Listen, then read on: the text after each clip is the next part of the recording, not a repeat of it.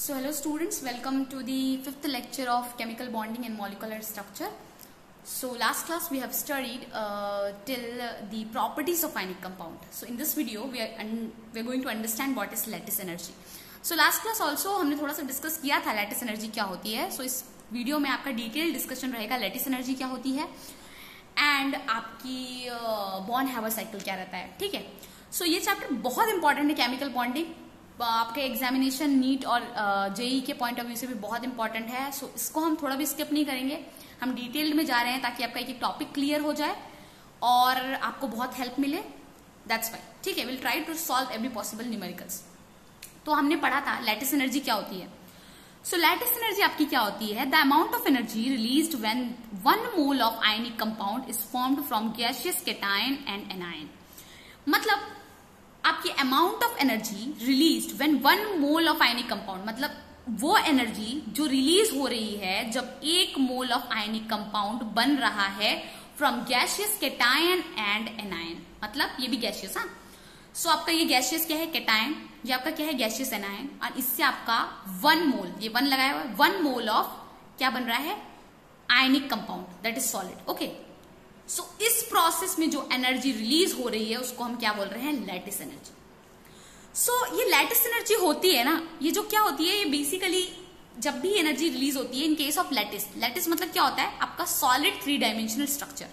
So basically ये तभी energy release होती है जब कोई आप सॉलिड की बात कर रहे हैं. ठीक है. मतलब आपका कोई आयनिक कंपाउंड है. लैटिस का बेसिकली मतलब होता है आपका सॉलिड स्ट्रक्चर. यहां पर मैंने एक्सप्लेन किया है.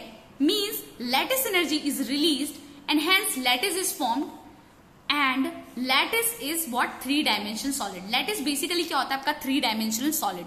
और इस प्रोसेस में क्या हो रही है, आपकी lattice एनर्जी रिलीज हो रही है. मतलब आपका लैटिस बन रहा है तभी लैटिस एनर्जी रिलीज हो रही है. और लैटिस क्या होता है आपका, लैटिस होता है आपका 3 dimensional solid.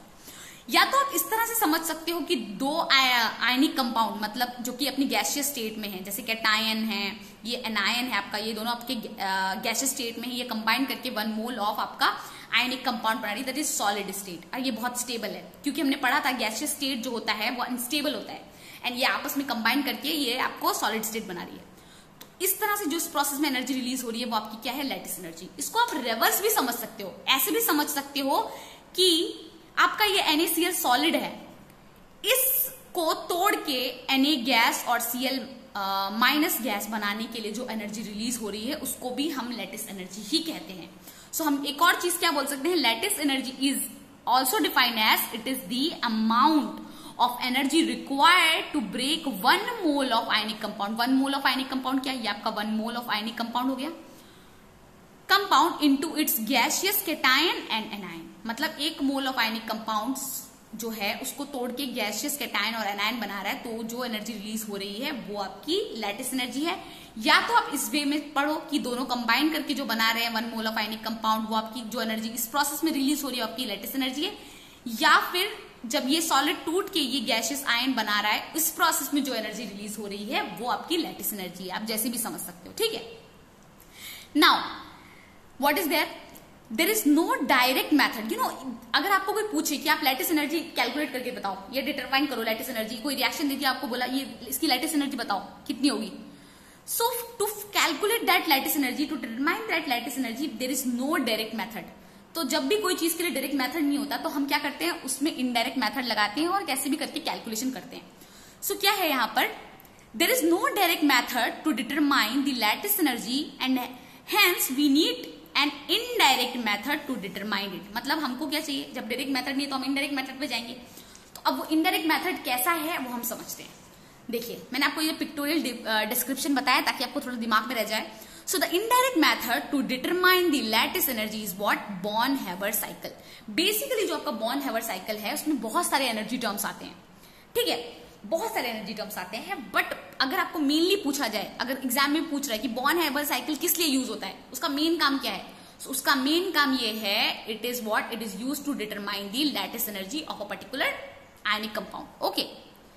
So the indirect method to determine the lattice energy is what, Born Haber cycle. अब देखो आपका लैटिस एनर्जी का कैलकुलेशन कैसे होता है, मैंने बताया नो डायरेक्ट मेथड, हमारे पास कोई डायरेक्ट मेथड नहीं है, तो हम क्या करेंगे, इनडायरेक्ट मेथड में आएंगे और इनडायरेक्ट मेथड से क्या सॉल्व करेंगे, बॉर्न हैवर साइकिल से हम क्या करेंगे, लैटिस एनर्जी निकालेंगे।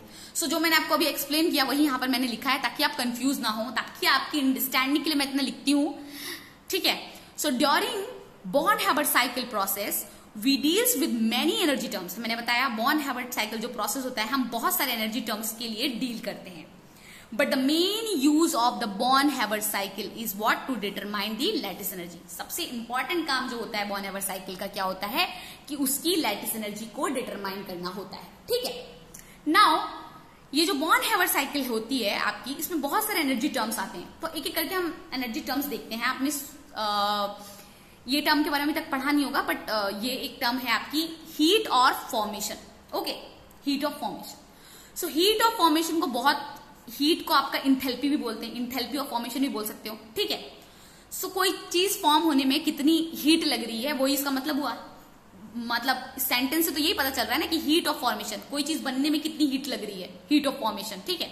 इसको हम डोनेट करते हैं डेल्टा HF से, ठीक है, डेल्टा HF से डोनेट करते हैं। अब ये होता क्या है, ये होता है आपका the amount of heat released, मतलब इतने अमाउंट ऑफ हीट रिलीज हो रही है when 1 mole of compound is formed.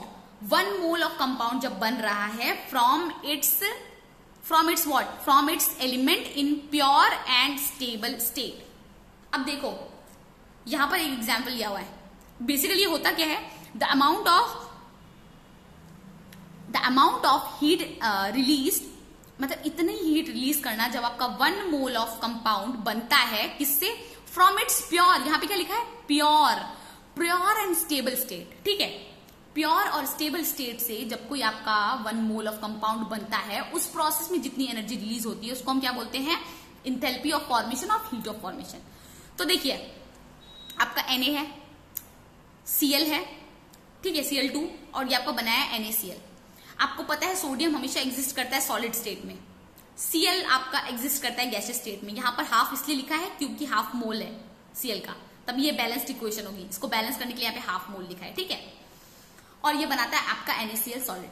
तो क्या हुआ, इस प्रोसेस में जो एनर्जी, जो पहले वाला केस था उसमें हमने यहाँ पर गैस लेके रखा था, यहाँ पे गैस था, ठीक है, गैसियस आयनिक स्टेट था, वहां पर जो एनर्जी रिलीज हो रही थी सॉलिड को बनाने के लिए वो लैटिस एनर्जी थी।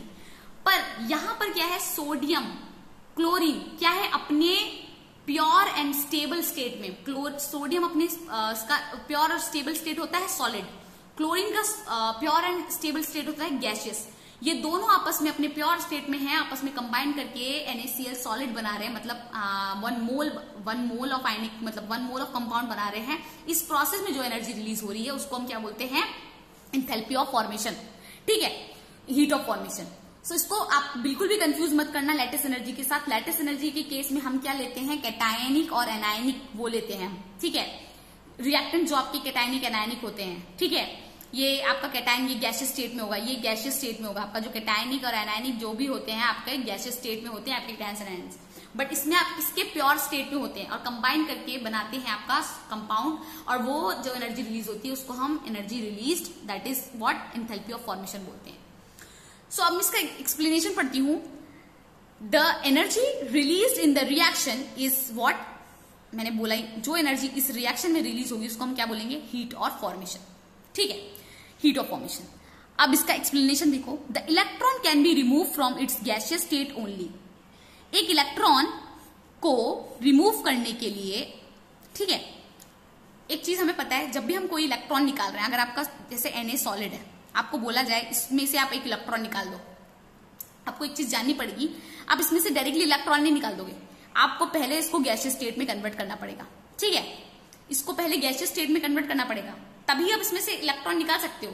तो वही लिखा है, the electron can be remove from its gaseous state only, ठीक है। So if we have to remove an electron from Na solid, ठीक है, Na सॉलिड से अगर इलेक्ट्रॉन निकालना है, we have to convert it into Na gas, Na gas में convert करना है, then we can remove the electron by providing what, ionisation energy, तभी हम उसमें से इलेक्ट्रॉन निकाल सकते हैं bye providing what, ionisation energy. मैं एक और बार आपको ये समझा देती हूँ कि हमने जो आपको बताया हीट ऑफ फॉर्मेशन और आपकी लैटिस एनर्जी में डिफरेंस यही होता है, जो आपकी लैटिस एनर्जी होती है वहां पर आपके जो रिएक्टेंट में, जैसे आपकी कैटायनिक और जो एनायनिक लिगेंड जो रिएक्टेंट होते हैं वो गैसियस स्टेट में होते हैं, they should be in gaseous state, and वो आपके कंबाइन करके सॉलिड बनाते हैं, आयनिक सॉलिड बनाते हैं, या फिर आयनिक सॉलिड टूटता है आपका गैसियस कैटायंस और एनायंस में, ठीक है। बट इन दिस केस क्या होता है, आपका जो आपका जो रिएक्टेंट होते हैं, रिएक्टेंट्स के जो एलिमेंट होते हैं वो अपने प्योर एंड स्टेबल स्टेट में रहते हैं, ये बेसिक डिफरेंस है। तो हमने जो आपको ये समझाया है, ठीक है, तो हमने आपको जो, मैं यहाँ पे खोल के रखा था मैंने, सॉरी, हम इस जो ये आपको मैंने समझाया है ये चीज, ठीक है।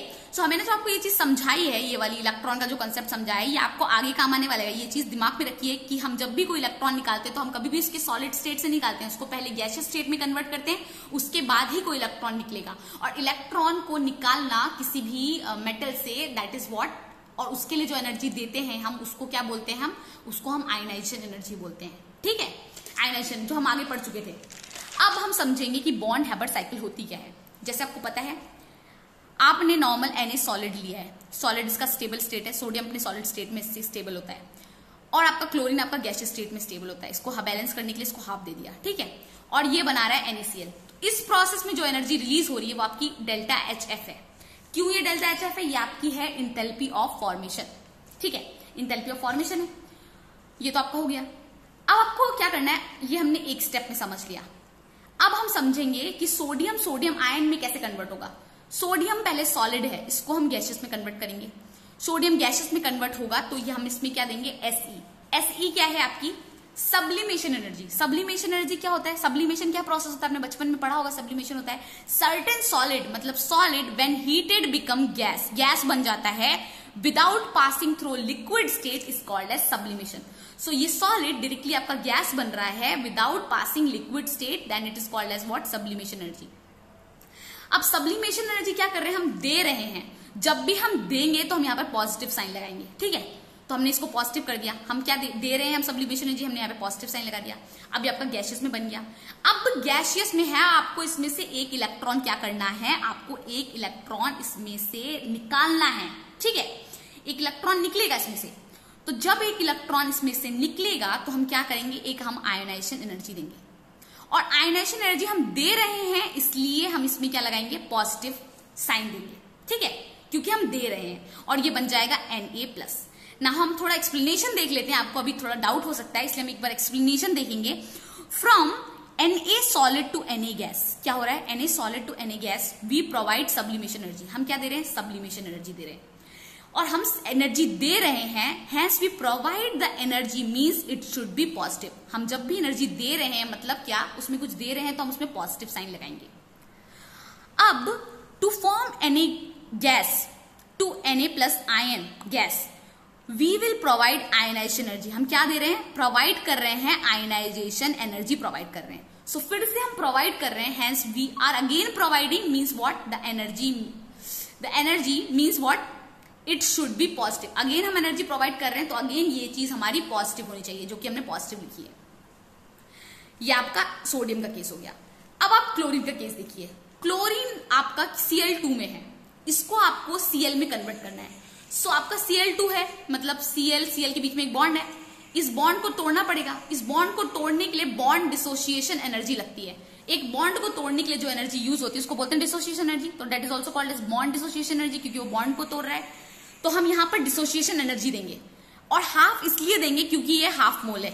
बॉन्ड डिसोसिएशन एनर्जी क्या होती है, 1 मोल किसी सब्सटेंस के लिए आप 1 मोल डिसोसिएशन एनर्जी दोगे, ठीक है, डिसोसिएशन एनर्जी 1 मोल दोगे। अगर आपका यहाँ पे सब्सटेंस हाफ दिया हुआ है तो हाफ डिसोसिएशन एनर्जी दोगे, तो De/2 दिया, दे रहे हो, अगेन ये पॉजिटिव हो जाएगा। अब क्या होगा, ये आपका क्लोरीन गैसियस स्टेट में हो गया। अब क्लोरीन गैसियस स्टेट में है, अब इसमें से क्या करना है आपको, इसमें से आप इलेक्ट्रॉन रिमूव कर रहे थे, बट इसमें आप क्या करेंगे, क्लोरीन में आप इलेक्ट्रॉन देंगे तो इसको कहेंगे इलेक्ट्रॉन एफिनिटी। अब हम इसे समझते हैं, इसका explanation. In case of chlorine G gaseous, it is already in the gaseous form. यहां पर ये पहले से गैसियस फॉर्म में, हमने देखा ये पहले से गैसियस फॉर्म में, कोई सॉलिड फॉर्म में तो है नहीं, ठीक है, इसमें से हमारा इलेक्ट्रॉन तो रिमूव हो जाएगा। बट क्या है, Cl2 है। Here we have to break the bond. क्या करना है हमको, ब्रेक करना है बॉन्ड बिटवीन Cl2 Cl2 के बीच में जो बॉन्ड है उसको ब्रेक करना है, ठीक है। वो बॉन्ड को ब्रेक करने के लिए जो हमारी एनर्जी होगी C, क्या लिखा है, Cl2 गैस Cl गैस में बनेगी, वी विल गिव व्हाट, हम प्रोवाइड करेंगे dissociation energy. Again it is also positive because we are providing it, ये भी पॉजिटिव होगा क्योंकि हम इसे दे रहे हैं, हम प्रोवाइड कर रहे हैं, पॉजिटिव होगा इसलिए। नाउ क्या होगा, हम हाफ डिसोसिएशन एनर्जी दे रहे हैं, is used because dissociation energy is defined for one molecule or 1 mole of substance and there is half mole is given, hence the dissociation energy will be half, जो मैंने आपको बताया है। यहां पर हम डिसोसिएशन एनर्जी 1 मोल के लिए लेते हैं, बट यहां पे पहले से हाफ दे रखा है, इसलिए हम जो डिसोसिएशन एनर्जी को भी हाफ ले रहे हैं, ठीक है। Now from chlorine gas to chlorine ion gas, ठीक है, Here the energy is getting released। यहां पर क्या हो रहा है, हम एनर्जी क्या कर रहे हैं, प्रोवाइड नहीं कर रहे हैं, आगे केस में हम एनर्जी दे रहे थे। यहां पर क्या हो रहा है, जैसे ये बन रहा है एनर्जी रिलीज हो रही है। क्यों रिलीज हो रही है, क्योंकि पहले केस में आपका इलेक्ट्रॉन रिमूव हो रहा था, ठीक है, तो एनर्जी रिलीज हो रही थी, सॉरी एनर्जी क्या हो रही थी, आपकी प्रोवाइड कर रहे थे एनर्जी ताकि इलेक्ट्रॉन रिमूव हो जाए। यहां पर क्या होगा, आप इलेक्ट्रॉन ऐड कर रहे हो तो आपकी क्या होगी, एनर्जी रिलीज करेगी, because from converting Clg to Cl-G the energy is released as electron is added to Clg। so ये क्या हो जाएगी आपकी, इसी एनर्जी को हम क्या बोलते हैं, electron affinity. So basically electron affinity होता क्या है, इलेक्ट्रॉन एफिनिटी वो एनर्जी होती है जो रिलीज होती है जब कोई इलेक्ट्रॉन ऐड होता है, ठीक है। Means amount of energy released when an electron is added to what, to a normal anionic form, not anionic form, to a normal gaseous state, okay। so the amount of energy release मतलब उतनी amount of energy जो release हो रही है जब एक electron add हो रहा है गैसियस स्टेट से, तो उसको हम इलेक्ट्रॉन एफिनिटी बोलते हैं। मतलब hence electron affinity will be negative as energy is released। बाकी सब केसेस में क्या हो रहा था, एनर्जी एब्जॉर्ब हो रही थी, एनर्जी दे रहे थे, प्रोवाइड कर रहे थे। यहां पर क्या है, एनर्जी रिलीज कर रही है क्योंकि इलेक्ट्रॉन ऐड हो रहा है, ठीक है, तो एनर्जी रिलीज हो रही है इसलिए हम इसको नेगेटिव लेंगे, ठीक है। नाउ आपका क्या बचा, आपका Na+ हो गया, ये आपका Cl- हो गया, ये आपका गैसियस स्टेट में, ये आपका गैसियस स्टेट में ये दोनों आपस में क्या करेंगे, रिएक्ट करेंगे और ये बना देंगे NaCl सॉलिड। अब जो इस प्रोसेस में एनर्जी रिलीज होगी उसको हम बोलेंगे लैटिस एनर्जी, क्योंकि दोनों गैसियस स्टेट में, दोनों आयनिक फॉर्म में Na+ है, Cl- है गैसियस स्टेट में, और इस प्रोसेस में जो एनर्जी रिलीज होगी उसको हम लैटिस एनर्जी बोलेंगे।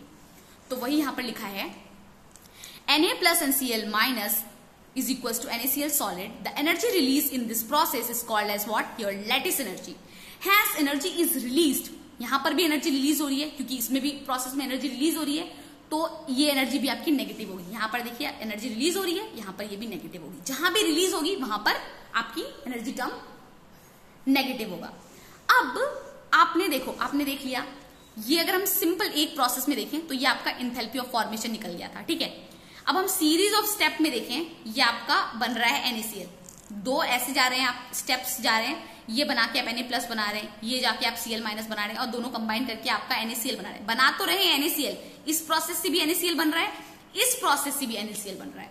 तो एक लॉ है, Hess's law of submission of constant heat, okay, जो आप थर्मोडायनेमिक्स से पढ़ेंगे, आगे आपका 7th चैप्टर है। उस लॉ के हिसाब से क्या बोलता है वो law, the heat of reaction is independent of the pathway. जो भी हीट ऑफ द रिएक्शन होती है, मतलब जो भी इंथैल्पी ऑफ रिएक्शन होती है, वो इंडिपेंडेंट होती है पाथवे के, मतलब पाथवे पे डिपेंड नहीं करती है, between the final and the initial state. Initial और फाइनल स्टेट के बीच में जो भी पाथवे रहा उस पर डिपेंड नहीं करती है। Means the heat of reaction is same, मतलब हीट ऑफ रिएक्शन सेम ही रहेगी whether the reaction take place in 1 step और सीरीज ऑफ स्टेप्स, ओके। मतलब ये क्या बोल रहा है, जो हीट ऑफ रिएक्शन, जैसे हीट ऑफ रिएक्शन इस केस में आपका हीट ऑफ फॉर्मेशन है, जो हीट ऑफ रिएक्शन है इस केस में ये भी सेम रहेगा, हीट ऑफ रिएक्शन इस केस में भी सेम रहेगा, क्योंकि the heat of reaction whether it is take place in 1 step और in series of step, it will be same as per what, as per this Hess's law, okay. इससे हमने क्या हुआ, हमें ये पता चला जो हमने फर्स्ट स्टेप में देखा था, ये heat of enthalpy of formation. Enthalpy of formation is equals to इस सबका सम जो भी है टर्म्स, इसको सबको एड अप और जो भी साइन है नेगेटिव और पॉजिटिव वो सब देके लिख देना है। तो हमने क्या किया, हेसिस लॉ के हिसाब से जो फॉर्मेशन का टर्म था, enthalpy of formation is equals to sublimation energy, क्योंकि हम ऐड कर रहे थे, हम पॉजिटिव साइन देके रखे थे इसके लिए। आयोनाइजेशन एनर्जी, इसके लिए भी पॉजिटिव साइन दे रखे थे हम। आपका डिसोसिएशन एनर्जी भी हम दे रहे थे तो हमने पॉजिटिव साइन लगाया। इलेक्ट्रॉन एफिनिटी हम क्या कर रहे थे, एनर्जी रिलीज हो रही थी इस केस में, तो इसलिए हमने नेगेटिव साइन दिया। इस केस में भी आपका लैटिस एनर्जी रिलीज हो रही थी, हमने नेगेटिव साइन दे दिया।